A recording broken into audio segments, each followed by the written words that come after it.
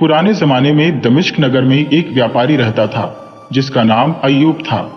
उसके दो ही संतानें थी, एक पुत्र और एक पुत्री। पुत्र का नाम था गनीम और पुत्री का अलकिंत। पुत्री अत्यंत रूपवती और गुणवंती थी और उसे जो भी देखता उस पर मुग्ध हो जाता। कुछ समय के बाद अय्यूब बीमार पड़ा और उस बीमारी से उबर न सका। गनीम अभी बिल्कुल नौजवान था। पिता का पूर्ण रूपेण अंतिम संस्कार करने के बाद उसने व्यापार वस्तुओं तथा संपत्ति को संभालना शुरू किया। उसने अपने पिता के गोदाम में जाकर देखा कि बहुत सी गांठें हैं जिन पर बड़े बड़े अक्षरों में बगदाद लिखा है। उसकी समझ में कुछ न आया और उसने अपनी माँ से पूछा कि गठरियों और गांठों पर बगदाद क्यों लिखा है। माँ ने उत्तर दिया, बेटे, तुम्हारे पिता का हर काम बड़ा व्यवस्थित होता था। जिस चीज को जहां जाकर बेचना चाहते थे उसकी गांठ पर उस स्थान का नाम लिख देते थे ताकि व्यापार यात्रा करते समय हर चीज को खोलकर देखने की जरूरत न पड़े और समय का अपव्यय या गड़बड़ी की संभावना न हो। जिन गांठों पर बगदाद लिखा है उन्हें वे बगदाद जाकर बेचना चाहते थे, किंतु इस व्यापार यात्रा पर जाने के पहले ही वे महायात्रा पर चले गए। बगदाद की यात्रा न हो सकी और बगदाद में बेची जाने वाली वस्तुएं यहीं धरी रह गईं। यह कहकर वह अपने पति की याद में रोने लगी। गनीम ने उस समय माता की दशा देखकर कुछ कहना उचित न समझा, किंतु यह बात उसके मन में बैठी रही और एक दिन उचित अवसर पाकर उसने मां से कहा, पिताजी का छोड़ा हुआ काम मैं पूरा करूंगा। वे यह माल बगदाद नहीं ले जा सके, इसे मैं वहां ले जाकर बेचूंगा। उसकी मां यह बात सुनकर बड़ी दुखी हुई और बोली, बेटा, अभी तुम्हारी उम्र कम है, तुम इतनी लंबी यात्रा के योग्य नहीं हो। अभी तो मैं तुम्हारे पिता के रंज ही से उबर नहीं पाई हो, फिर तुम भी अपने बिछोह का दुख मुझे देना चाहते हो। तुम यात्रा का विचार दिल से निकाल दो। कम मुनाफे पर यह चीजें यही दमिश्क के व्यापारियों के हाथ बेच दो। इस लंबी यात्रा में तुम पर बड़ी मुसीबतें पड़ेगी। मुझे यह मंजूर है कि थोड़ी आय में जीवन यापन करें, तुम्हें किसी प्रकार का दुख हो यह मुझे मंजूर नहीं।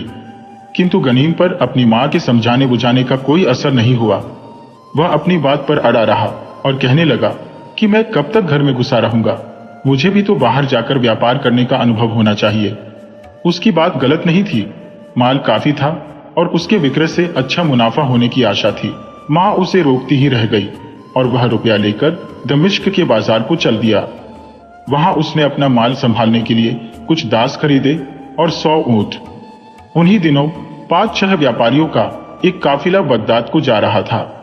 गनीम ने अपना माल ऊंटों पर लदवाया और इस काफिले के साथ बगदाद शहर की ओर चल पड़ा। यात्रा लंबी थी, मार्ग में सभी लोग थक गए। कई दिन बाद दूर से बगदाद नगर दिखाई दिया। उसे देखकर सब लोग अपनी थकन भूल गए। दूसरे दिन काफिले ने विशाल नगर बगदाद में प्रवेश किया। वे सब लोग एक बड़ी सराय में उतरे। गनीम ने अपना माल उस सराय में उतार दिया, किंतु स्वयं उस भीड़भाड़ में नहीं रहना चाहा। उसने एक अच्छा मकान किराए पर लिया जिसमें एक सुंदर बाग भी था। वह यात्रा में बहुत थक गया था, इसलिए उसने कुछ दिन तक मकान में रहकर आराम किया। जब रास्ते की थकान बिल्कुल जाती रही तो उसने नए कपड़े पहने और वहां के व्यापारियों से मिलने के लिए उस जगह को चल दिया जहां वे लोग व्यापार की बातें करने के लिए एकत्र होते थे। वह अपने साथ अपने माल के नमूने भी 2 दासों के सिरों पर लदवा कर ले गया। व्यापारी उसके पिता को अच्छी तरह जानते थे। उन्होंने उसका प्रेम पूर्वक स्वागत किया। उन्होंने उसके लाए हुए कपड़ों के नमूने भी पसंद किए और उसका सारा माल खरीद लिया। गनीम को अप्रत्याशित लाभ हुआ। उसने अपना सारा दूसरा माल भी उसी दिन बेच दिया, सिर्फ एक गांठ बचा ली। दूसरे दिन अपने घर से निकलकर वह बाजार की सैर करने निकला तो उसे यह देखकर बड़ा आश्चर्य हुआ कि सारी दुकानें बंद थी। उसने आसपास के लोगों से पूछा कि आज बाजार बंद क्यों है। उसे बताया गया कि अमुक व्यापारी, जो यहाँ के व्यापारियों में सबसे धनी था, आज सवेरे मर गया है। गनीम ने उचित समझा कि उसके अंतिम संस्कार में शामिल हो। उसने पूरा विवरण पूछा तो लोगों ने उसे बताया कि फला मस्जिद में नमाज पढ़ी जाएगी, फिर जनाजा शहर से दूर बड़े कब्रिस्तान में ले जाया जाएगा। गनीम ने अपने दासों को सराय में वापस भेजा और मस्जिद को चल दिया। वहां जाकर वह लोगों के साथ नमाज में सम्मिलित हुआ और फिर उसकी अर्थी के साथ कब्रिस्तान को चल दिया। कब्रिस्तान शहर से काफी दूर था। वहां जाकर उसने देखा कि व्यापारी के लिए पहले से कब्र खुदी हुई है और कब्र को पक्का करने के लिए उत्तम प्रस्तर शिलाएं और कब्र बनाने का सामान, राज मजदूर, आदि सभी मौजूद हैं और कब्र के चारों ओर बहुत से खेमे खड़े किए गए हैं। वहां पहुंचकर व्यापारी लोग उन डेरों में जाकर कुरान का पाठ करने लगे। फिर जब लाश को कब्र में उतारकर कब्र को ढक दिया गया तो सभी व्यापारी आसपास जमा होकर फातिहा पढ़ने लगे और बहुत देर तक पढ़ते रहे, यहां तक कि रात पड़ने लगी। उसे आश्चर्य हुआ कि इतनी देर क्यों लगाई जा रही है। उसके पूछने पर लोगों ने बताया कि जब कोई बड़ा आदमी मरता है और उसकी अर्थी के साथ बहुत से आदमी होते हैं तो उस रात को सब लोग कब्रिस्तान ही में ठहरते हैं। सब लोगों का यही खाना पीना होता है और सब लोग दूसरे दिन अपने अपने घरों को वापस होते हैं। उसे यह भी मालूम हुआ कि रात को होने वाले मृतक संस्कार भोज में शामिल होना जरूरी है। यह वहां की रस्म है और सब लोग इस पर जोर देते हैं। क्या अतएव गनीम को रात के भोज में शामिल होने के लिए रुकना पड़ा, किंतु वह थोड़ा बहुत खा पी कर वहां से चुपचाप शहर की ओर चल दिया। उसने सोचा कि घर खाली देखकर कहीं चोर घुसकर मेरा धन न लूट ले जाए, या ऐसा न हो कि मेरे दास ही बेईमानी करें और मेरा धन लेकर रफू चक्कर हो जाए। वह बगैर किसी को बताए आया था, इसलिए किसी से रास्ता भी ठीक तरह नहीं पूछ सका था। वह दिन भर का थका था, चोरी के विचार से परेशान था और रास्तों से अच्छी तरह परिचित भी नहीं था। फलस्वरूप वह अंधेरे में बुरी तरह भटक गया और उसे किसी प्रकार वह मार्ग न मिला जिस पर चलकर वह घर पहुंचे। काफी भटकने के बाद जब वह नगर के मुख्य द्वार पर पहुंचा तो आधी रात हो गई थी और द्वार बंद हो गया था। उसकी अनुनय विनय के बावजूद द्वारपालों ने फाटक नहीं खोला। उसे अफसोस होने लगा कि बेकार ही व्यापारियों का साथ छोड़कर शहर की ओर आया। अब वह रात बिताने के लिए शहर से बाहर कोई स्थान खोजने लगा। कुछ देर बाद उसे शहर के पास ही एक छोटा सा कब्रिस्तान दिखाई दिया। वह वहीं चला गया कि किसी कब्र पर लेटकर रात बिताए। वह उसके अंदर चला गया और एक जगह घास उगी हुई देखी तो वहीं पर लेट गया। वह सोना चाहता था, किंतु स्थान की भयानकता के कारण उसे नींद नहीं आ रही थी। वह घबराकर उठ खड़ा हुआ और कब्रिस्तान की दीवार के पास टहलने लगा। अचानक उसने देखा कि एक प्रकाश बिंदु उसकी ओर आ रहा है। वह प्रेत बाधा के डर से एक घने वृक्ष पर चढ़ गया और उसकी शाखाओं के बीच छुप कर बैठ गया। उसने देखा कि आने वाले 3 आदमी हैं जो राजमहल के सेवकों जैसे कपड़े पहने हैं। आगे का आदमी मशाल लिए आ रहा था और उसके पीछे 2 व्यक्ति एक लंबा संदूक उठाए हुए ला रहे थे। एक जगह संदूक उतारकर संदूक धोने वालों में से एक ने कहा, भाइयों, मुझे तो बड़ा भय लग रहा है, यहां ठहरने को भी जी नहीं करता। मेरी मानो तो इस संदूक को यूं ही छोड़कर भाग चलो। आगे आने वालों ने, जो सेवकों का प्रधान मालूम होता था, उसे डांटा। क्या बकवास कर रहा है? क्या मालकिन ने स्पष्ट रूप से आज्ञा नहीं दी थी कि संदूक को कब्र में गाड़ कर आना? अगर उसे मालूम हुआ कि संदूक गाड़ा नहीं गया है तो वह हम लोगों की खाल खिंचवा देगी। फिर तीनों ने फावड़ा उठाया और संदूक को गाड़ने के लिए गड्ढा खोदने लगे। उन्होंने इतना गहरा गड्ढा शीघ्र ही खोद डाला जिसमें वह संदूक आसानी से समा जाए। संदूक को गड्ढे में उतारकर उन्होंने उसके ऊपर मिट्टी पाट दी और फिर वापस चले गए। गनीम ने सोचा कि संभवतः संदूक में धन दौलत होगी जिसे सुरक्षित रखने के लिए किसी स्त्री ने कब्रिस्तान में गड़वा दिया है। आदमियों के जाने के बाद वह पैर से उतरा और उसने मिट्टी हटाकर संदूक को देखा। मिट्टी उसी समय पड़ी थी, इसलिए उसे हटाने में तो दिक्कत न हुई, लेकिन संदूक भारी था, उसे न निकाल सका। उसने देखा कि संदूक में ताला भी लगा है। उसने 2 पत्थर उठाए और उनकी मदद से ताला तोड़ दिया। जब उसने संदूक का ढक्कन उठाया तो देखा कि उसमें रुपए पैसे के बजाय एक सुंदर तरुणी लेटी हुई है। उसे बड़ा आश्चर्य हुआ। पहले वह समझा कि वह सो रही है क्योंकि उसकी सांस चल रही थी, किंतु फिर उसने सोचा कि अगर वह सो रही होती तो ताला टूटने की आवाज से जाग जाती, वह जरूर बेहोश होगी। उसने देखा कि उसके जेवरों में बहुमूल्य हीरे जड़े हैं। वह समझ गया कि यह खलीफा के महल की स्त्री होगी। उसके सौंदर्य ने उस पर जादू सा डाल दिया और वह यह भी न कर सका कि उसे छोड़कर यूं ही भाग जाए। उसने उस सुंदरी को संदूक से उठाया और बाहर घास पर लिटा दिया। हाँ, इसके पहले उसने जाकर कब्रिस्तान का द्वार बंद कर दिया जिसे सेवक खुला छोड़ गए थे।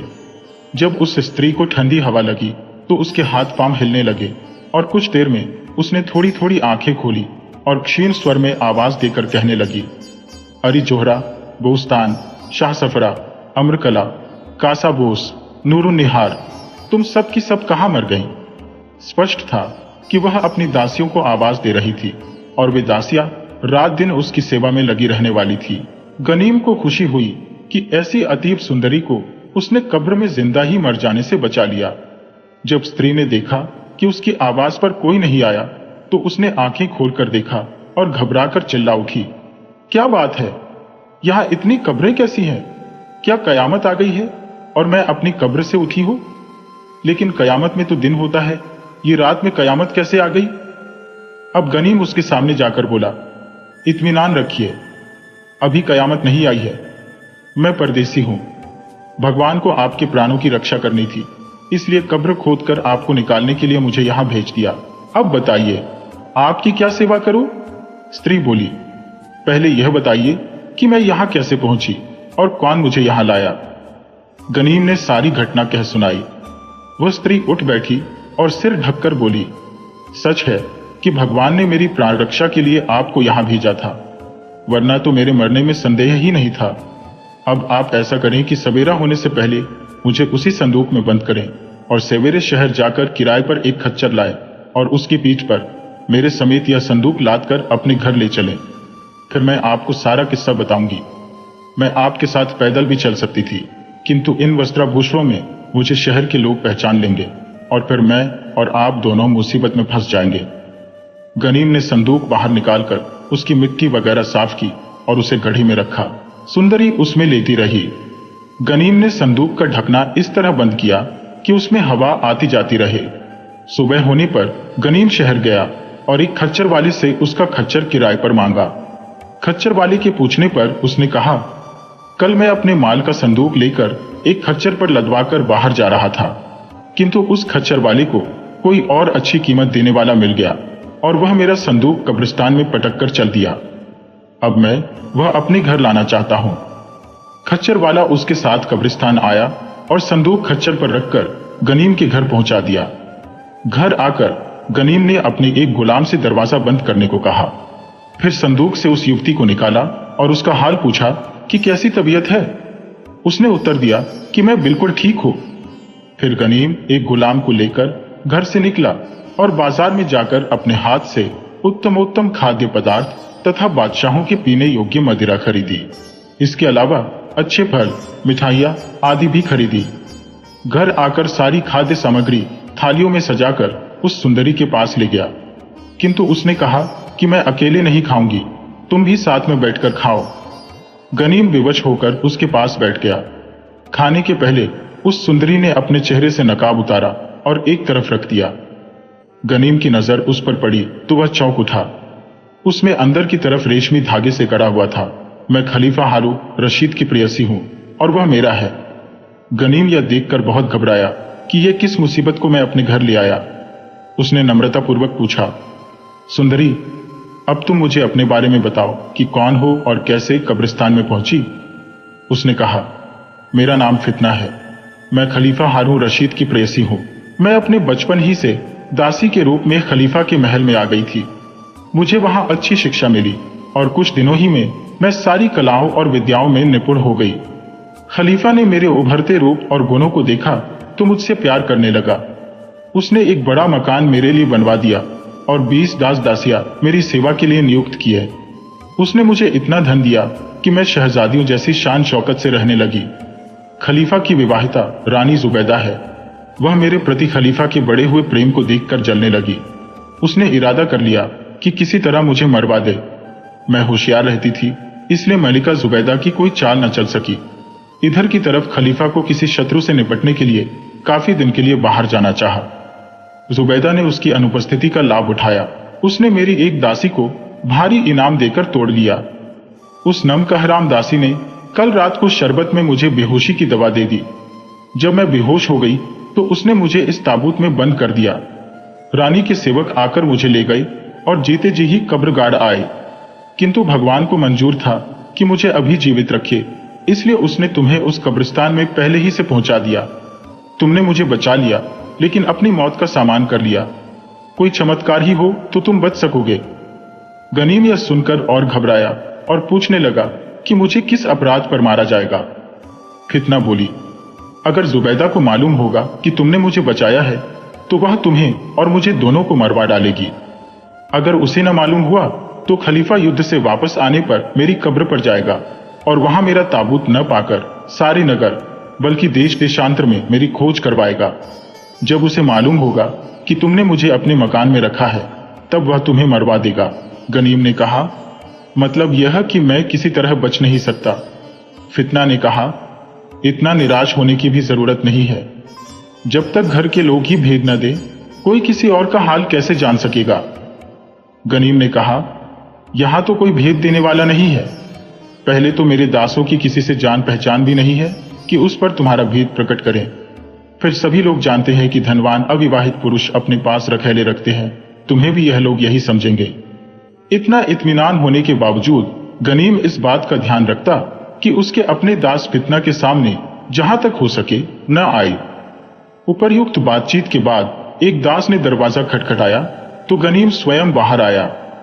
दास उसकी आज्ञानुसार बाजार से भोजन सामग्री लाया था। गनीम ने सारी चीजें उसके हाथ से खुद लेकर फितना के सामने रखी। उससे कहा, तुम यहां खाओ पियो, मैं अभी आता हूं। ये कहकर वह बाजार गया और फितना के लिए 2 दासियां और उत्तमोत्तम वस्त्राभूषण ले आया। फितना इन्हें पाकर बहुत खुश हुई और बोली, वाह मेरे मालिक, आप मेरा इतना ख्याल रखते हैं। गनीम ने कहा, मेरे लिए ऐसा संबोधन न करो, मैं इतने सम्मान के योग्य नहीं हूं। मैं तो तुम्हारे सेवक जैसा हूं। फितना बोली, यह आप क्या कहते हैं? मैं तो आपको मालिक से भी बढ़कर कुछ कहूं तो उचित होगा। आपने भयंकर मृत्यु से मेरी रक्षा की है। मैं कितना कुछ भी करूं, सारे जीवन आपका एहसान नहीं उतार सकती। मेरी दशा में यह कैसे संभव है कि मैं आपको अपने दास जैसा समझूं? गनीम यह सुनकर मुस्कुरा कर रह गया। गनीम और फितना दोनों एक दूसरे से प्रेम करने लगे थे, फिर भी दोनों को मालूम था कि मर्यादा के बंधन उनका शारीरिक संबंध ना होने देंगे। कारण यह था कि फितना खलीफा की संपत्ति थी और बादशाह की संपत्ति का उपयोग कोई प्रजाजन नहीं कर सकता। शाम होने पर गनीम ने घर के अंदर दिए जलवाए और भूमि पर स्वच्छ चादरें बिछाकर उस पर बढ़िया शराब और फल लाकर रखे। बगदाद वासियों की साधारण रीति यह थी कि दिन में रोटी, मांस आदि ठोस पदार्थ खाते थे और रात को केवल फल खाते थे और शराब पीते थे। जब दोनों ने 2-2, 3-3 पात्र मदिरा के पी लिए तो इन्हें नशा चढ़ने लगा और उन्होंने मस्ती में गाना शुरू कर दिया। पहले गनीम ने सदेह रचित श्रृंगारिक गीत सुनाए, फिर फितना ने भी इसी प्रकार सदेहरचित गीत सुनाए। काफी देर तक वे एक दूसरे के बाद इसी तरह गाते रहे। जब काफी रात बीत गई तो गनीम फितना को एक कमरे में सुलाकर स्वयं दूसरी जगह जाकर सो रहा। अब उन दोनों की दिनचर्या यही हो गई थी। वे दिन भर एक दूसरे के साथ रहकर आनंदित होते थे और रात को अलग अलग जाकर सोए रहते थे। इसी प्रकार उनके दिन बीतने लगे। गनीम ने इतना प्रबंध करके समझ लिया कि वे दोनों सुरक्षित हैं। वे दोनों एक दूसरे की प्रीति में डूबे रहे और अपनी अनुभवहीनता से यह भी न सोच सके कि उन्हें वेश बदलकर बगदाद छोड़ देना चाहिए। वैसे तो बगदाद में किसी को नहीं मालूम था कि खलीफा की प्रेयसी फितना कहाँ गई। फिर भी रानी जुबैदा परेशान रहती थी कि अगर किसी तरह फितना की खोज शुरू हुई तो वह स्वयं खलीफा के संदेश से किस प्रकार बच सकेगी। बहुत सोच विचार कर उसने एक बूढ़ी दासी को बुलाया। इस दासी ने जुबैदा को बचपन में गोद खिलाया था। वह दासी से बोली, अम्मा, तुम्हें मालूम है कि जब मैं किसी कठिनाई में फंसती हूँ तब तुम्ही से सहायता लेती हो। तुम मेरा कष्ट सुनकर ठंडे दिमाग से उस पर विचार करती हो। तुम्हारे जैसी चतुर स्त्री मैंने कोई नहीं देखी और तुम्हारे पास प्रत्येक संकट से उबरने का उपाय है। इस समय मुझे एक ऐसी चिंता लगी है जिससे मेरी नींद हराम हो गई है। बुढ़िया ने पूछा, बेटी ऐसी क्या बात है? जुबैदा ने उसे पूरा किस्सा बताया। मैंने फितना को बेहोशी की दवा दिलवाकर कुछ आदमियों के द्वारा एक छोटे कब्रिस्तान में जिंदा करवा दिया है। अब इस बात पर कैसे पर्दा डालूं? उसे वीरान कब्रिस्तान में गड़वाया ही इसलिए है कि उसका पता किसी को न चले, किंतु खलीफा उसे बहुत प्यार करता है और युद्ध से लौटकर वह उसकी खोज जरूर करवाएगा और अगर भेद खुल गया तो मुझे अपनी प्रतिष्ठा बचाना कठिन हो जाएगा। बुढ़िया बड़ी खुर्राट थी। उसने कहा, बेटी तुम बिल्कुल चिंता न करो, ये कौन बड़ी बात है। मैं ऐसी तरकीब बताऊंगी कि किसी को इस मामले में तनिक भी संदेह न हो सकेगा। खलीफा तुम पर कोई संदेह नहीं करेंगे। जुबैदा ने कहा, अम्मा ऐसा क्या उपाय हो सकता है? बुढ़िया बोली, बताती हूँ। तुम कारीगर से एक बड़ा सा लकड़ी का पुतला बनवाओ। उसकी ऊंचाई औरतों जैसी होनी चाहिए। मैं उस पर पुराने कपड़े लपेट दूंगी। फिर एक ताबूत मंगवाकर उसमें वही पुतला रख देना और तुरंत ही शाही कब्रिस्तान में गड़वा देना। इतना ही नहीं, कब्र के ऊपर एक आलीशान मकबरा भी बनवा देना और उस मकबरे में फितना का एक बड़ा सा चित्र टंगवा देना। कब्र पर रोज बहुत ही दिए जलवाया करना। कभी कभी तुम और तुम्हारी दासियां काले कपड़े पहनकर मकबरे पर जाया करें और वहां जाकर फितना के लिए मातम किया करें। फितना की अपनी दासियों तो रोजाना काले कपड़े पहनकर फितना के लिए मातम करने को उसके मकबरे पर काले कपड़े पहनकर जाया ही करेंगी। खलीफा, जिस दिन आने को हो उस दिन तुम विशेष रूप से मातम करने के लिए जाना। खलीफा ये देखकर तुमसे जरूर पूछेंगे कि काले कपड़े क्यों पहने हो। तुम कहना कि तुम्हारी प्रेयसी और मेरी प्यारी सखी फितना का निधन हो गया है, उसी के मातम में मैंने यह कपड़े पहने हैं। यह सुनकर खलीफा को बहुत दुख होगा, किंतु वह रो पीट कर बैठ जाएगा। जुबैदा ने कहा, अगर कहीं खलीफा ने फितना की कब्र खुदवाकर उसका अंतिम दर्शन करना चाहा, तब तो भेद खुल ही जाएगा और मैं झूठी पड़ जाऊंगी। बुढ़िया ने कहा, ऐसा नहीं हो सकता। हमारे इस्लाम धर्म के अनुसार कोई कब्र खुलवाई नहीं जा सकती। फिर फितना खलीफा की कितनी ही प्यारी क्यों न हो, थी तो उसकी दासी ही।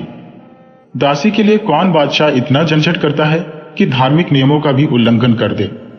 अब तुम पुतला जल्दी बनवाओ, बल्कि तुम भी यह झंझट न करो। मैं स्वयं एक अच्छे और विश्वस्त कारीगर को जानती हूं, वह तुरंत ही इस काम को कर देगा। बुढ़िया ने फिर कहा, तुम्हें एक काम सावधानी से करना होगा। तुम उसी दासी को बुलाओ जिसने तुम्हारे कहने पर फितना को शरबत में बेहोशी की दवा दी थी।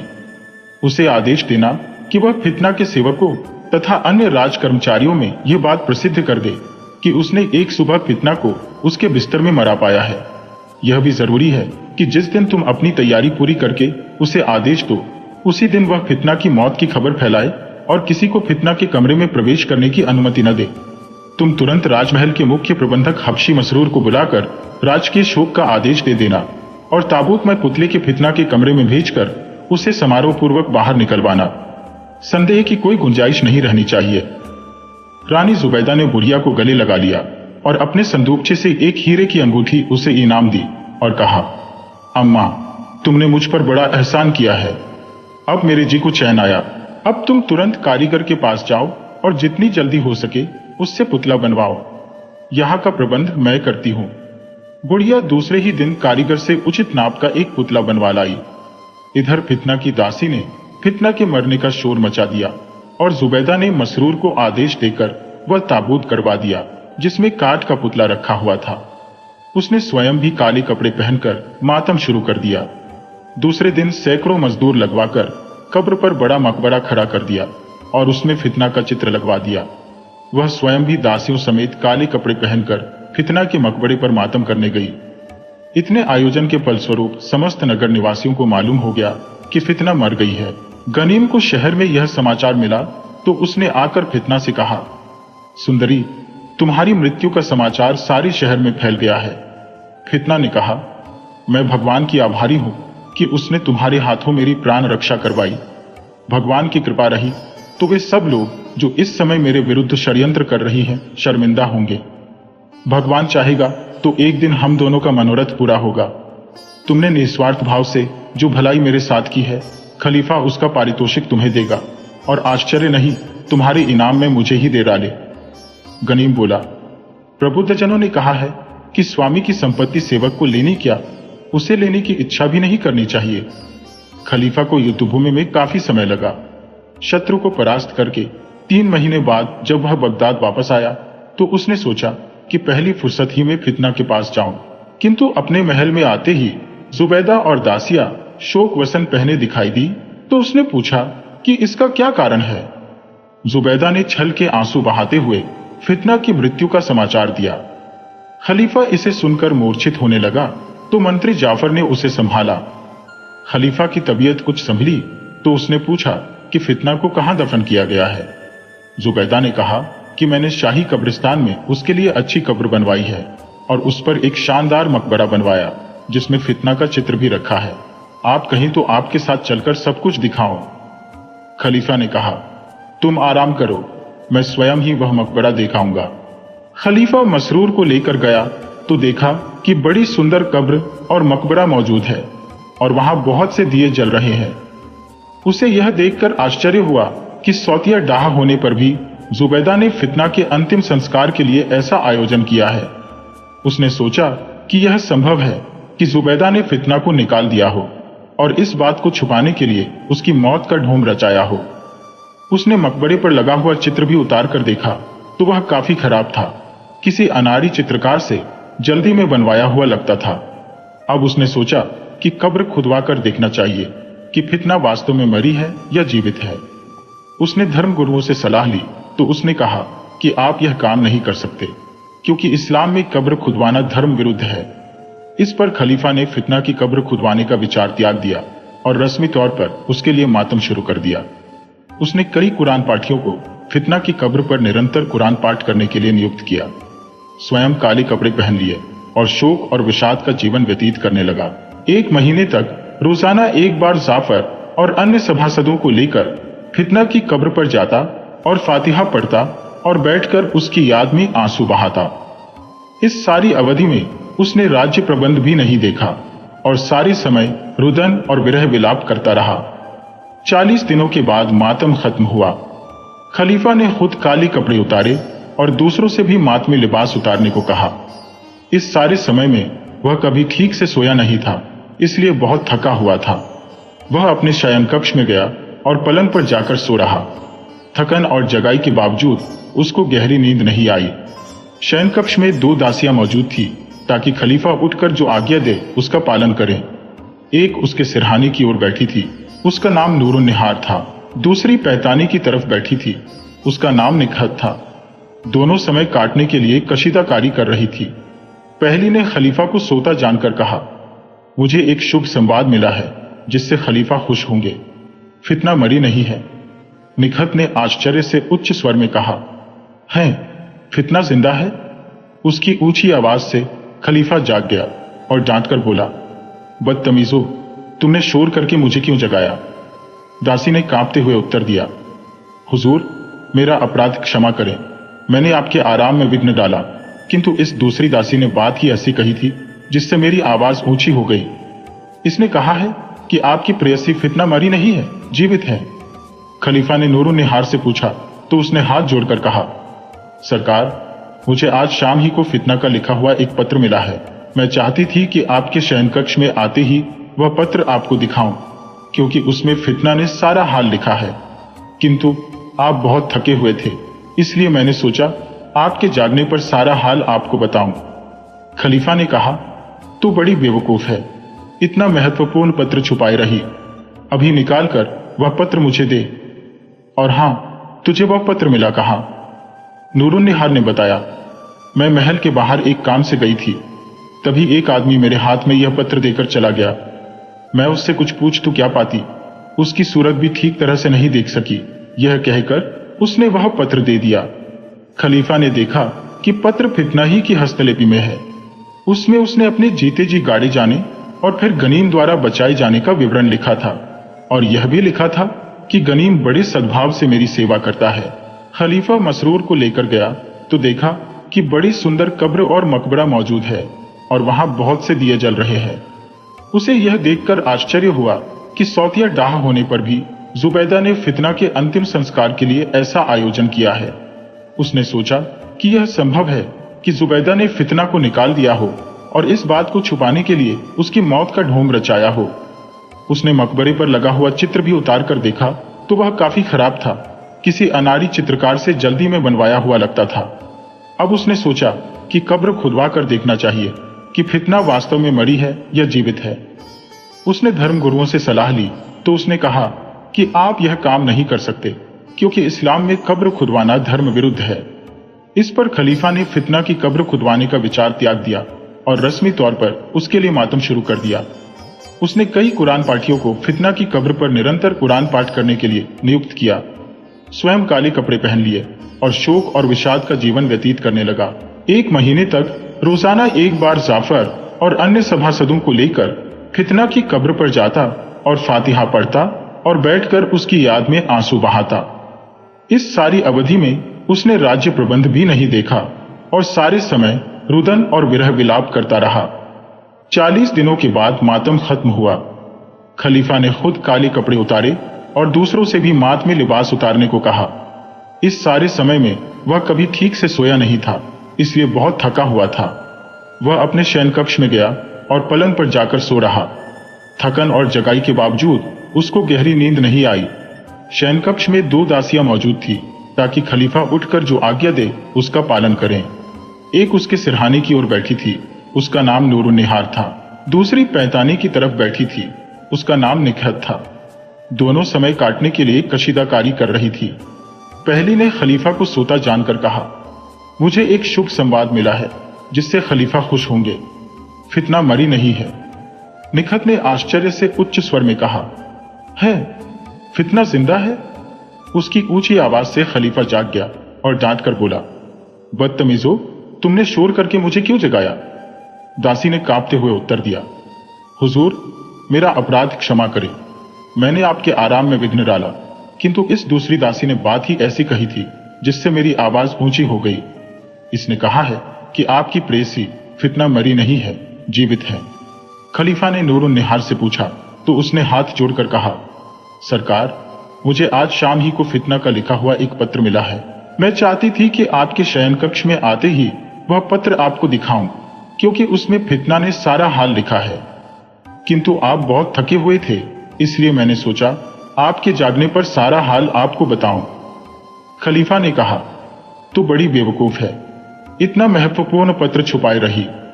अभी निकालकर वह पत्र मुझे दे। और हां, तुझे वह पत्र मिला कहां?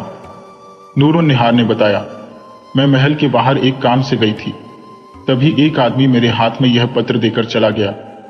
मैं उससे कुछ पूछ तो क्या पाती, उसकी सूरत भी ठीक तरह से नहीं देख सकी। यह कहकर उसने वह पत्र दे दिया। खलीफा ने देखा कि पत्र फितना ही की हस्तलिपि में है।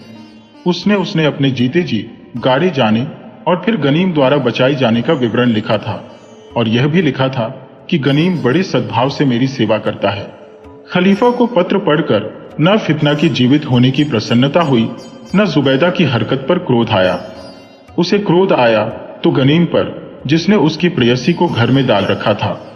उसे विश्वास हो गया कि गनीम ने फितना के साथ संभोग अवश्य किया होगा और खलीफा की प्रतिष्ठा का ध्यान नहीं रखा होगा।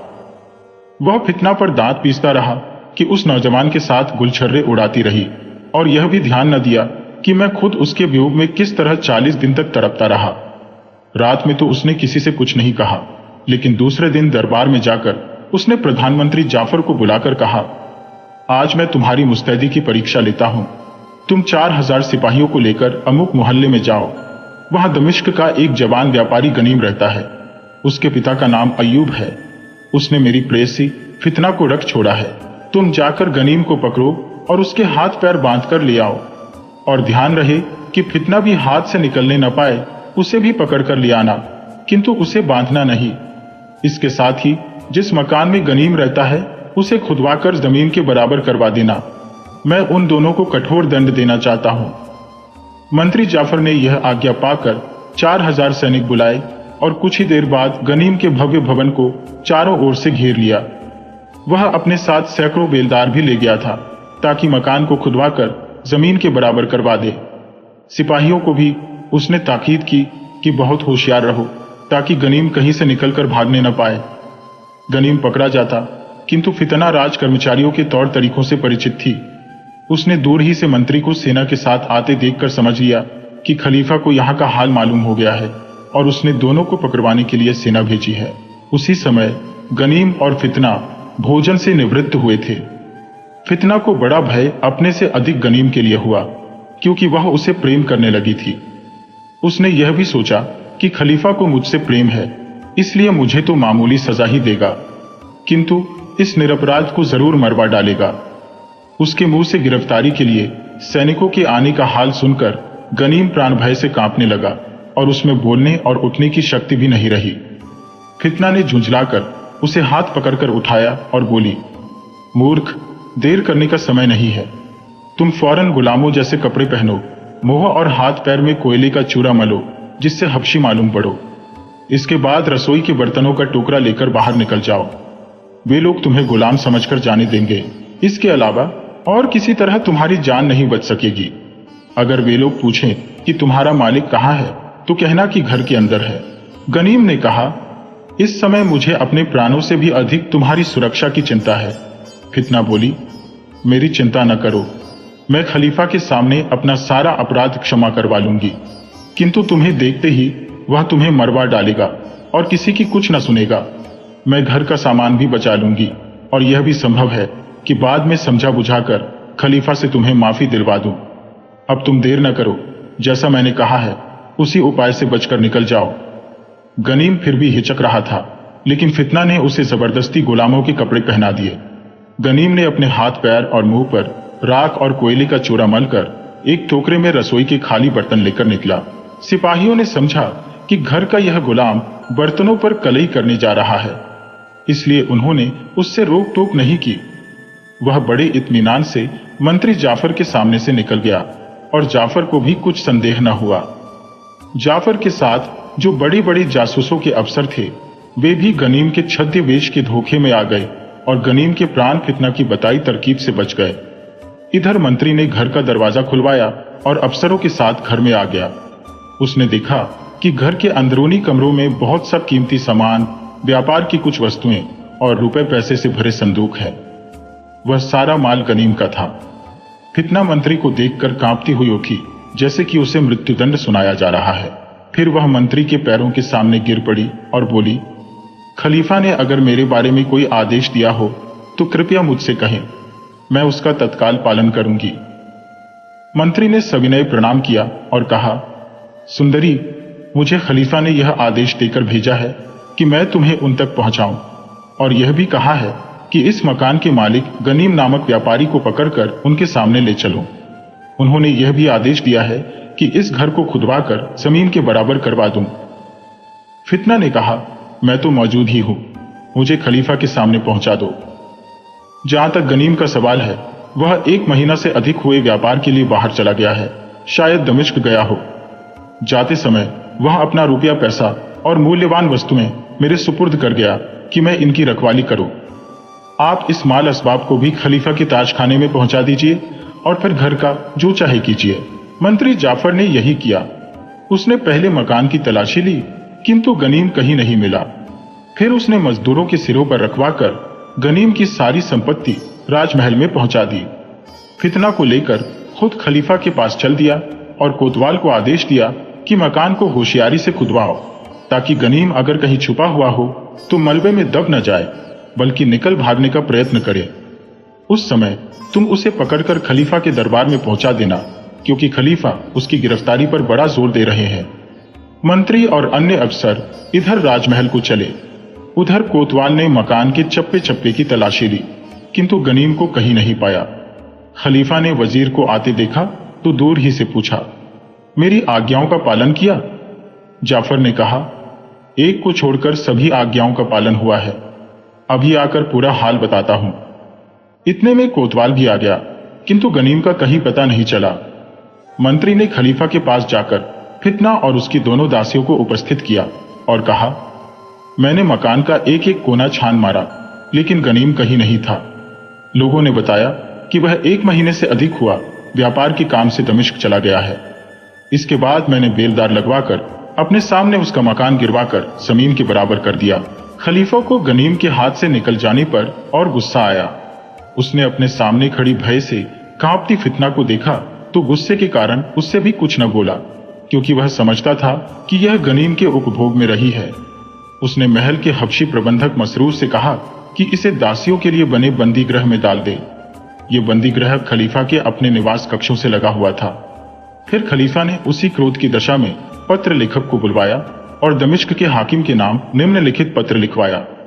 दमिश्क के हाकिम को खलीफा हारून रशीद की ओर से ज्ञात हो कि दमिश्क के मृत व्यापारी अयूब का पुत्र गनीम शाही महल की एक दासी का अपहरण करके ले गया था। इस समय वह भागा हुआ है। आप उसे हर जगह ढूंढवाए, जहां मिले उसे पकड़कर हथकड़ी डालकर गलियों में फिराई और सिपाहियों को आदेश दें कि हर चौराहे पर उसे कोड़े मारें और घोषणा करें कि बादशाह या खलीफा के साथ धोखा करने वाले और उसकी दासी को भगाने वाले का यही दंड होता है। फिर उसे पहरे में मेरे पास भेज दें ताकि मैं उसका उचित न्याय करूं। उसके घर को खुदवा दें और उस जमीन पर हल चलवा दें। अगर वह न मिले तो दमिश्क में उसकी माँ, बहन, भाई या जो भी दूसरे कुटुंबी हो, उन्हें भी इसी प्रकार का दंड 3 दिन तक दिया जाए। अगर दमिश्क का कोई और निवासी गनीम की किसी प्रकार की प्रत्यक्ष या परोक्ष सहायता करता हुआ पाया जाए तो उसे भी इसी प्रकार नगर में अपमान तथा मकान खुदवा डालने का दंड दिया जाए। इस आदेश को जरूरी समझे और इसका अविलंब और पूर्ण रूपेण पालन करें। खलीफा ने यह पत्र बंद करवाया और लिफाफे पर अपनी मुहर लगवाई। फिर एक दूत को आज्ञा दी, इसे दमिश्क के हाकिम के पास ले जाकर दो। अपने साथ एक सिखाया हुआ कबूतर भी ले जाओ। इस पत्र की रसीद दमिश्क के हाकिम जुबैनी से लेकर कबूतर के पंख में बांधकर इधर उड़ा देना ताकि उसी दिन कुछ घंटों के अंदर मुझे मिल जाए। दूत ने खलीफा का पत्र जुबैनी को दिया तो उसने वह रस्म के अनुसार पहले अपने सिर पर रखा और 3 बार चूमकर खोला और पढ़ा। फिर दूत को उसकी रसीद दे दी। इसके बाद जुबैनी कोतवाल और सिपाहियों को लेकर गनीम के घर पर पहुंचा। गनीम जब से दमिश्क छोड़कर बगदाद गया था तब से उसने कोई पत्र भी अपनी मां को नहीं भेजा था। जो व्यापारी उसके साथ गए थे उन्होंने भी बताया कि गनीम उनसे अलग रहने लगा था। बहुत दिनों तक उसका पता न चलने से मां ने सोचा कि वह मर गया है। वह खूब रोई जैसे उसके सामने ही उसका बेटा मरा हो। उसने अपने घर में प्रतीक रूप में उसकी कब्र बनवाई और उस पर उसका चित्र रखा और रोज कुछ देर के लिए कब्र पर बैठकर मातम करती जैसे कि वास्तव में गनीम की लाश कब्र के अंदर हो। उसकी बेटी अलकिंत भी अपनी मां के साथ मिलकर अपने भाई का मातम किया करती थी। उनके पड़ोसी भी अक्सर मातम में शरीक हो जाया करते थे। अच्छे पड़ोसी इसी तरह मातम में शरीक हुआ करते थे। जुबैनी ने दरवाजे पर जाकर आवाज दी तो अंदर से एक दासी निकली। जुबैनी ने स्वयं उससे पूछा कि गनीम कहाँ है। दासी दमिश्क के हाकिम को पहचान गई और घबराहट में हकलाकर बोली, सरकार, गनीम का तो काफी दिन पहले देहावसान हो गया है। उसकी मां और बहन रोज उसकी कब्र पर बैठकर मातम किया करती है। इस समय भी वहां बैठी मातम कर रही है। जुबैनी ने दासी की बात पर विश्वास नहीं किया और खुद ही कोतवाल समेत घर के अंदर घुस आया और सिपाहियों से कहा, घर का कोना कोना छानो और गनीम कहीं छुपा हो तो उसे बाहर निकालो। गनीम की मां और बहन ने बाहरी आदमियों को देखकर अपने चेहरे ढक लिए। फिर गनीम की मां ने जुबैनी के पैरों के पास जमीन से सिर लगाकर पूछा कि कैसे कष्ट किया। उसने कहा, देवी जी, हम तुम्हारे पुत्र गनीम की तलाश में आए हैं। वह यहाँ है या नहीं? वह बोली, वह तो बहुत दिन हुए मर गया और अब हम माँ बेटियां उसकी कब्र पर मातम ही किया करते हैं। यह कहकर वह अपने बेटे की याद करके फूट फूट कर रोने लगी और आगे कुछ न कह सकी। जुबैनी मन में सोचने लगा कि अपराधी तो गनीम है, उसकी माँ और बहन का क्या अपराध है। यह हारून रशीद का बड़ा अन्याय है जो इन्हें दंड दे रहा है। किंतु खलीफा का आदेश स्पष्ट था और जुबैनी को उसका पालन करना ही था। कुछ देर में वे लोग जिन्हें जुबैनी ने नगर में गनीम की खोज करने के लिए भेजा था वापस आ गए और जुबैनी को बताया कि गनीम का पता कहीं नहीं चला। गनीम की मां और बहन के मातम करने से जुबैनी को यह भी विश्वास होगा कि गनीम की मृत्यु हो गई है। जुबैनी को इन निर्दोष स्त्रियों को दंड देने में बड़ा कष्ट हो रहा था, किंतु वह खलीफा के आदेश के कारण विवश था। उसने गनीम की मां से कहा, माताजी, आप बेटी को लेकर घर से निकल जाइए। वे बेचारियां घर से निकलकर गली में बैठ गईं। जुबैनी ने इस ख्याल से कि उनकी बेपर्दगी न हो, उन्हें अपनी लंबी चौड़ी चादर उड़ा दी। फिर उसने नगर निवासियों को आदेश दिया कि घर में घुसकर सब कुछ लूट लो। यह सुनते ही सैकड़ों मनुष्य घर में घुस गए और उन्होंने कुछ ही मिनटों में घर का सफाया कर दिया। गहने, कपड़े, बर्तन, काठ, कबाड़ सब लूट कर ले गए। गनीम की मां और बहन दुख और आश्चर्य से इस लूटपाट को देखती रही। फिर जुबैनी ने कोतवाल को आज्ञा दी कि घर को गिरवाकर जमीन के बराबर करवा दो। कोतवाल ने सैकड़ों मजदूर लगवा दिए और कुछ मिनटों के बाद घर का नाम निशान तक बाकी न रहा।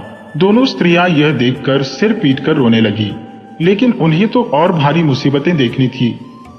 उस दिन जुबैनी उन्हें अपने महल में ले गया और बोला, मैं जानता हूं कि आप लोगों का कोई कसूर नहीं है, लेकिन खलीफा ने मुझे आदेश दिया है कि मैं आप लोगों को दंड दूं और मुझे वह आदेश मानना ही है।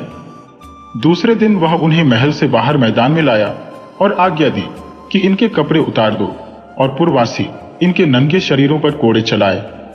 जब उनके ऊपरी वस्त्र उतारे गए तो उनके कोमल गुलाबी शरीरों को देखकर जुबैनी को दया आई।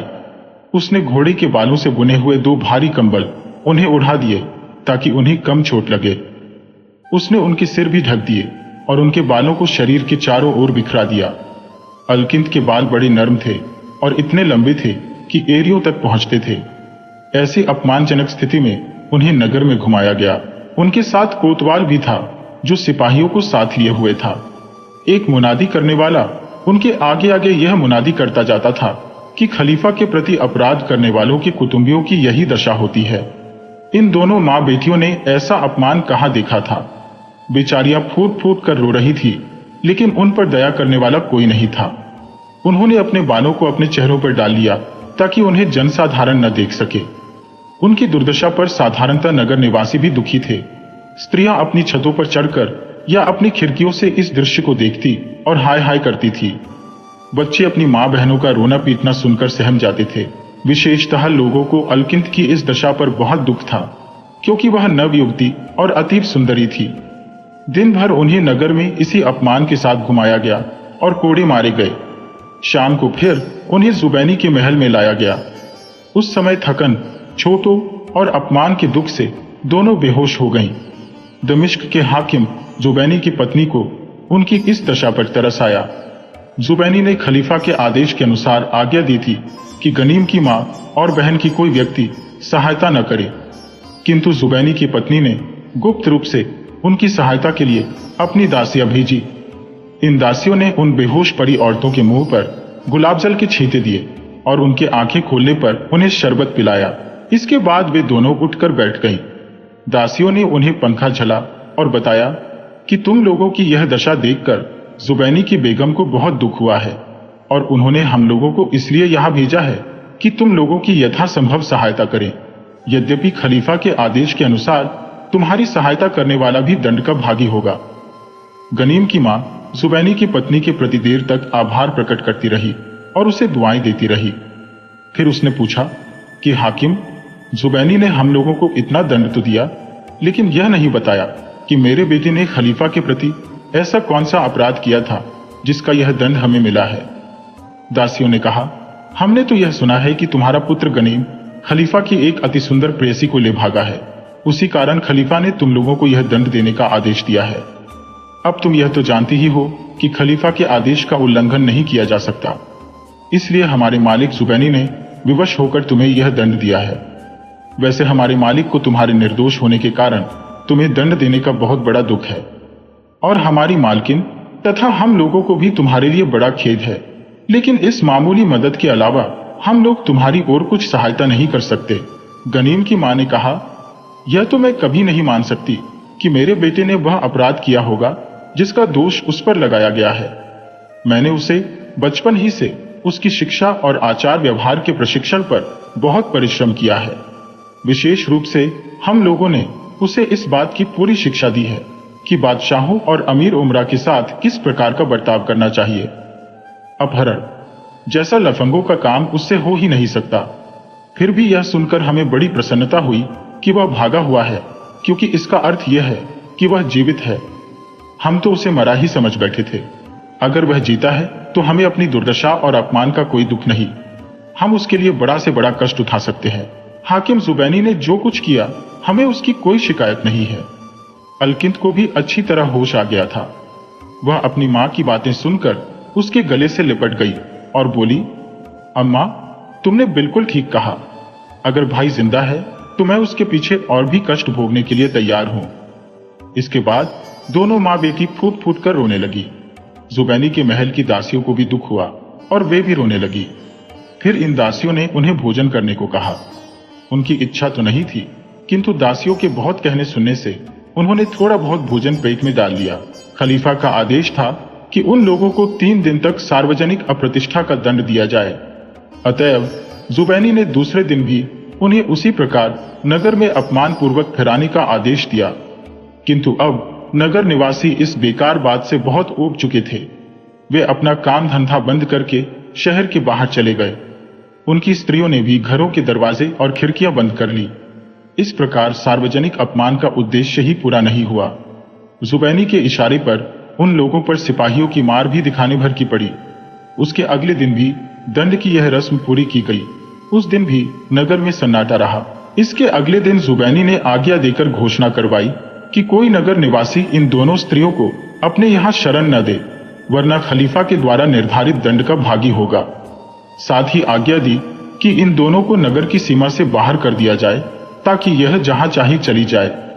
पहले वे दोनों नगर निवासियों के पास ही गईं कि कुछ सहायता लें, किंतु सभी को डर था कि खलीफा के आदेश से जुबैनी उन्हें दंड देगा, इसलिए जिसके पास जाती वह या तो उन्हें दुत्कार कर भगा देता या खुद भाग जाता। 2-4 जगह यह व्यवहार देखकर गनीम की मां ने बेटी से कहा, इस शहर में हमें कोई भी व्यक्ति आश्रय नहीं देगा, सभी को अपनी जान की पड़ी है। यहाँ तो शरण क्या, कोई हमें भीख भी नहीं देगा जिससे हम पेट भर सके। अब इसके अलावा और कोई उपाय नहीं है कि हम किसी अन्य देश में जाए। इधर जुबैनी ने कबूतर द्वारा खलीफा के पास संदेश भिजवाया कि आपके आदेश का पालन कर दिया गया। खलीफा ने उसी कबूतर से यह आदेश भिजवाया कि 3 मंजिल 1 दिवसीय यात्रा की दूरी इधर उधर तक के गांवों में मुनादी करा दो कि इन लोगों की कोई आदमी सहायता न करे, ताकि इन लोगों को फिर से अपने शहर में आने की कोई संभावना ही न रहे। जुबैनी ने खलीफा के आदेशानुसार यह मुनादी तो करवा दी, किंतु इन दोनों से कह भी दिया कि नए आदेश के अनुसार तुम्हें कोई शरण 3 मंजिलों तक नहीं मिल सकेगी। साथ ही उन दोनों को आधी आधी अशर्फी भी चुपके से दे दी कि 4-6 दिन तक खाने का प्रबंध कर लें। वे दोनों जुबैनी के दिए कंबल ओढ़कर और गले में पुराने कपड़ों की बनी भीख की झोली डालकर शहर से निकली। रात के समय वे किसी मस्जिद में जाकर पड़ी रहती, और मस्जिद न होती तो किसी टूटी फूटी सराय के कोनों में ठहर जाती। काफी दूर जाने पर वे एक गांव में पहुंची। वहां किसानों की स्त्रियां उनके चारों ओर एकत्र हो गईं और पूछने लगीं कि कौन हो। उन्होंने बताया कि हम लोग खलीफा के आदेशानुसार प्रताड़ित किए गए हैं। स्त्रियों ने पूछा कि खलीफा ने तुम्हें यह दंड क्यों दिया, तो उन्होंने पूरा हाल बताया। किसानों की स्त्रियों को उनकी इस दशा पर बड़ी दया आई। उन्होंने उनके कंबलों को उतरवाकर उन्हें पहनने के लिए अपने कपड़े दिए और उन्हें भोजन कराया। किंतु वे गांव में क्या करती, उन्हें गनीम को भी खोजना था। इसलिए एक दिन आराम करके दूसरे दिन वे वहां से चली और पूर्ववत मानते खाते कुछ दिनों बाद हलब नगर में पहुंची। वहां 2-4 दिन घूमकर गनीम का पता लगाने की कोशिश की। फिर वहां से रवाना हुई और कई दिन के बाद मोसिल नगर पहुंची। वहां भी कई दिन तक पूछने पर गनीम का पता न चला, तो वे दोनों बगदाद की ओर चली कि शायद वह उसी नगर में कहीं छुप रहा हो। यद्यपि इन भिखमंगी बनी हुई स्त्रियों को किसी छुपे हुए अपराधी का पता मिलना असंभव था, तथापि आशा बलवती होती है, और वही आशा इन्हें द्वार द्वार भटका रही थी।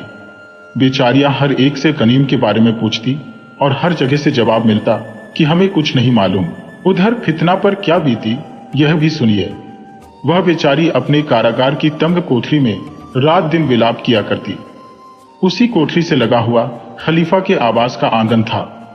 वह अक्सर शाम को उस आंगन में टहलता और उसी समय अपनी प्रशासनिक समस्याओं पर विचार किया करता था। एक शाम को वह वहां टहल रहा था कि उसे अत्यंत करुण ध्वनि सुनाई दी। वह उसे सुनकर खड़ा हो गया। उसने ध्यान से सुना तो अपनी प्रेयसी फितना की आवाज पहचानी। वह कान लगाकर सुनने लगा।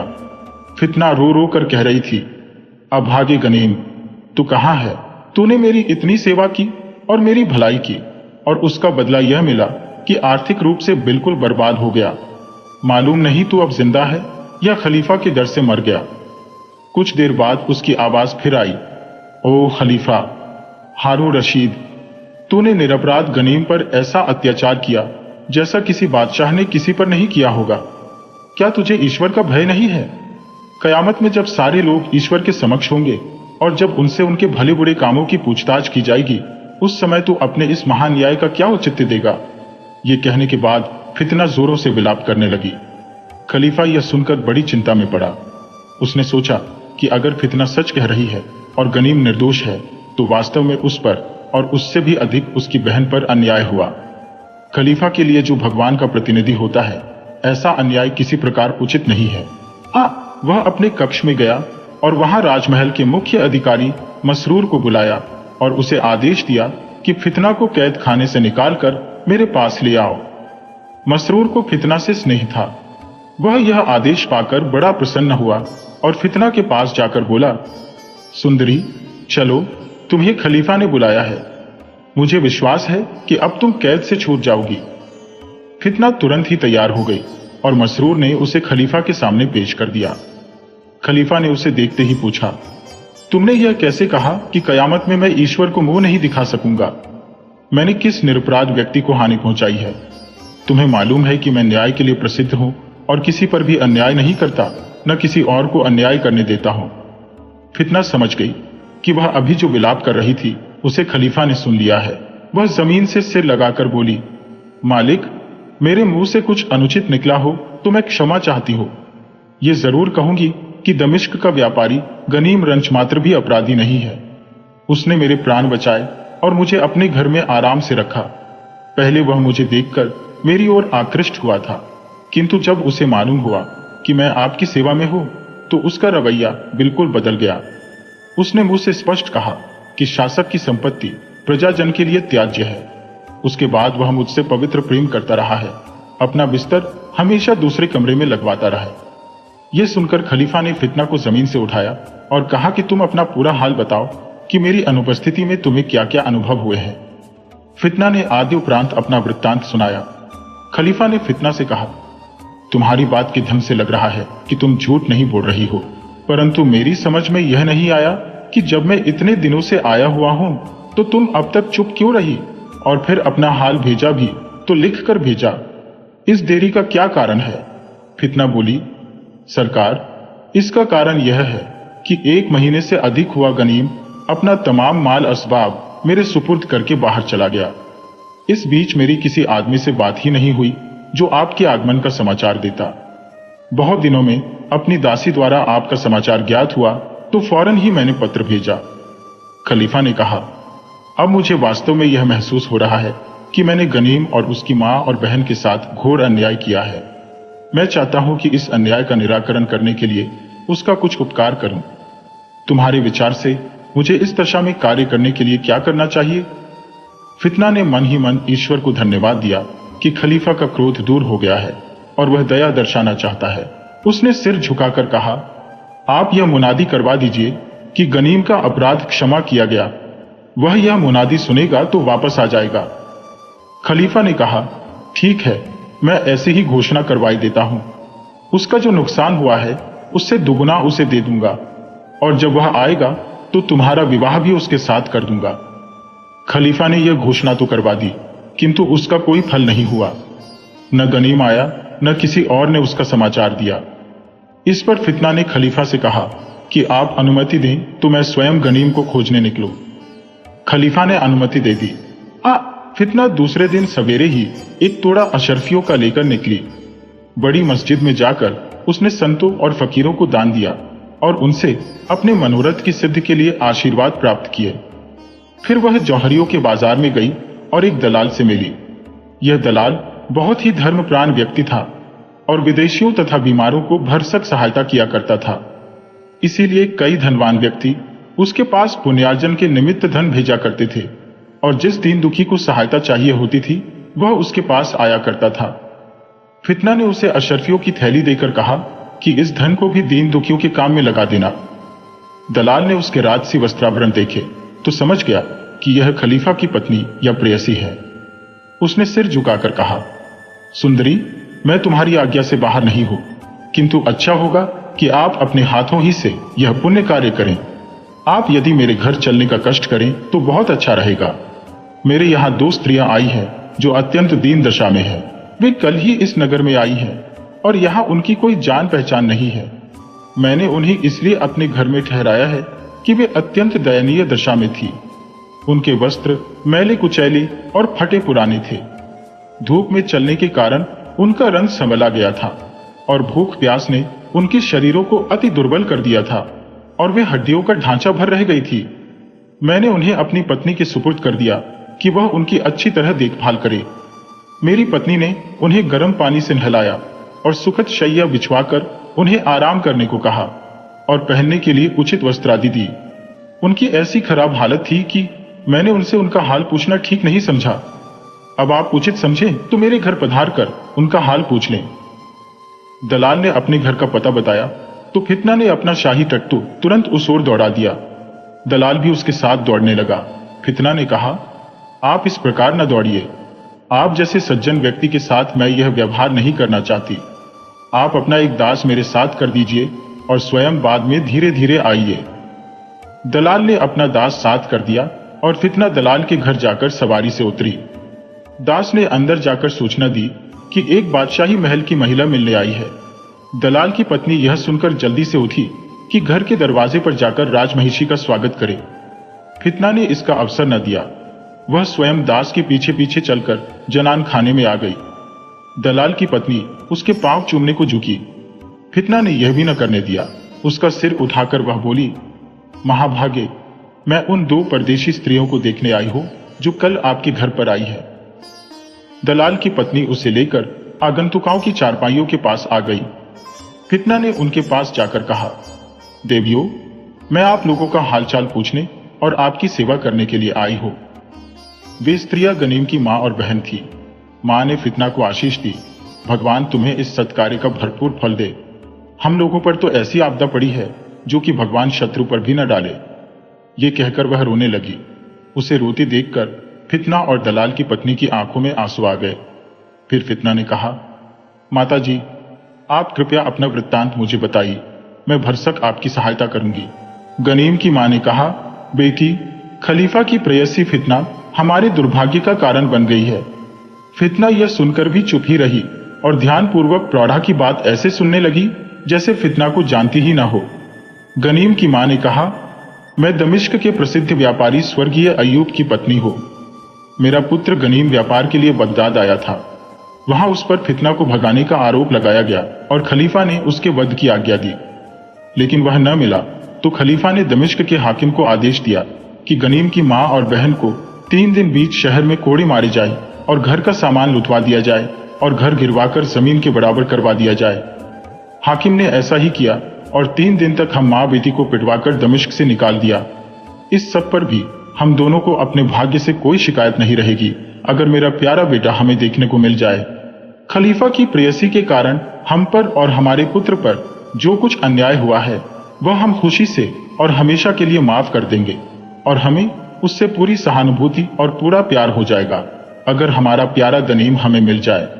फितना बोली, माता जी, मैं ही वह अभागी फितना हूं जो तुम्हारे दुर्भाग्य का कारण बनी। किंतु मेरे दुर्भाग्य से आप लोगों की जितनी प्रतिष्ठा नष्ट हुई है, भगवान चाहेगा तो उससे दुगुनी बनेगी और जो कुछ तुम्हारी धन हानि हुई है उसके बदले कई गुना धन तुम्हें मिलेगा। मेरी बात पर खलीफा ने विश्वास कर लिया है और मुनादी करवा दी है कि गनीम का अपराध क्षमा कर दिया गया और गनीम खलीफा के दरबार में हाजिर हो। माता जी, अब तुम धीरज रखो। खलीफा अब तुम लोगों से कुपित नहीं है। वह गनीम से मिलना चाहता है। वह चाहता है कि जो अन्याय उससे गनीम पर हुआ है उसका पूरा बदला उसे काफी इनाम इकराम देकर कर दे। उसने मुझसे यह भी कहा है कि गनीम आएगा तो मैं तेरा विवाह उसके साथ कर दूंगा। आज से तुम मुझे भी अपनी बेटी समझो। गनीम की मां यह सुनकर पहले तो स्तंभित रही, फिर खुशी के आंसू बहाने लगी। उसने उठकर फितना को गले लगा लिया और रोने लगी। फितना भी उससे चिमट कर रोने लगी। फिर गनीम की मां के साथ अलकिंत के पास गई और उसे गले लगाकर प्यार किया। फिर उन दोनों को धीरज बंधाते हुए कहने लगी, यहां पर गनीम का जो कुछ धन था उसका नुकसान नहीं हुआ है। वह सुरक्षित है और तुम लोगों को पूरा का पूरा मिलेगा। यद्यपि मैं जानती हूं कि धन से तुम्हारी तसल्ली नहीं होगी क्योंकि तुम गनीम को पाना चाहती हो। भगवान ने चाहा तो वह भी तुम्हें आ मिलेगा। भगवान के लिए कोई बात कठिन नहीं है। जब उसने तुम पर इतनी अनुकंपा की है तो गनीम का तुमसे आ मिलना क्या मुश्किल है। यह लोग यह बातें कर ही रही थी कि दलाल आ गया और बोला, कुछ देर पहले मैंने देखा कि एक ऊंट वाला एक निर्बल रोगी को कजाबे में रस्सी से बांधकर यहाँ के बड़े औषधालय में लाया है। मैंने और ऊंट वाले ने उसे ऊंट से कजाबे समेत उतारा। हमने बहुत कुछ इसका हाल पूछा परंतु उसने रोने के सिवा और कोई जवाब नहीं दिया। मैंने उसे नितांत शक्तिहीन देखा तो यहाँ ले आया और उसे अपने बगल वाले मकान में उतारा। मैंने उसे साफ कपड़े पहनाए हैं और बाजार से उसके लिए परहेजी खाना मंगवाया है। खाना खाकर शायद उसे बोलने की ताकत आ जाए। फिर उनका हाल पूछकर एक हकीम को लाऊंगा कि उसका ठीक इलाज हो सके। फितना ने यह सुना तो बोल उठी, महोदय, मुझे भी उस बीमार के पास ले चलिए, क्योंकि मैं भी उस रोगी को देखना चाहती हूँ। दलाल फितना को वहां ले गया। गनीम की माता ने कहा, इस धर्मात्मा दलाल के पास दूर दूर से दीन दुखी आया करते हैं। बेटी, ये रोगी कहीं तुम्हारा भाई ही ना हो। फितना जब उस मकान में पहुंची तो देखा कि एक नौजवान मरीज पलंग पर पड़ा है। उसके बदन की हड्डियां भर रह गई है। उसका चेहरा बिल्कुल पीला और भयानक हो गया है और उसकी आंखों से निरंतर आंसू बह रहे हैं। फिर भी हृदय की भावनाओं ने अनजाने ही जोर मारा तो उसके पास झपट कर पहुंची और गौर से देखा तो पहचाना कि यह गनीम ही है। वह रोकर कहने लगी, हाय गनीम, तुम्हारी यह दशा। गनीम ने आंखें खोली और ध्यान से उसे देखकर बोला, अरे सुंदरी, तुम यहां? और यह कहकर बेहोश हो गया। अब दलाल आगे बढ़ा। उसने फितना से कहा, आप अभी यहां से हट जाइए, कहीं ऐसा ना हो कि आपको देखकर हर्षातिरेक के मारे मर जाए। फितना चली गई तो दलाल ने गुलाब जल छिड़क कर गनीम को सचेत किया और उसे एक शक्तिवर्धक शरबत पिलाया। वह होश में आया तो चारों ओर देखकर बोला, सुकुमारी, तुम कहां हो? तुम वास्तव में मेरे सामने आई थी या मैंने तुम्हें स्वप्न में देखा था? दलाल बोला, यह स्वप्न नहीं, सत्य था। अब मुझे मालूम हुआ कि तुम ही गनीम हो।